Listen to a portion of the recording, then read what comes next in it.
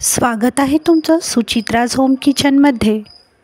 आज आपण रो अफजा सरबत बनवणार आहोत। चॅनलवर जर नवीन असाल तर चॅनलला प्लीज लाईक, शेअर, सबस्क्राईब जरूर करा। सरबत बनवण्यासाठी एका ग्लासमध्ये बर्फाचे तुकडे टाकले आहेत।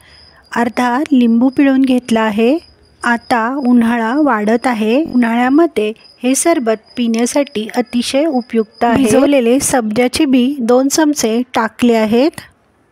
पुदिन्याची पानं टाकली आहेत।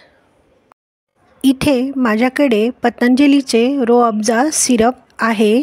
इथे आपण 3 ते 4 टेबलस्पून रो अफजा सिरप टाकणार आहोत। हे सिरप साखर घालूनच बनवल्यामुळे साखर घालण्याची आवश्यकता नाही आहे। 1 ग्लास थंड पाणी टाकले आहे। चमच्याच्या सहाय्याने सरबत हलवून घ्यायचे आहे। पिण्यासाठी तयार आहे रो अफजा सरबत।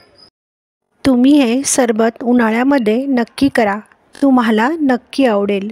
व्हिडिओ आवडल्यास व्हिडिओला लाईक, शेअर, सबस्क्राईब जरूर करा। व्हिडिओ पाहिल्याबद्दल धन्यवाद।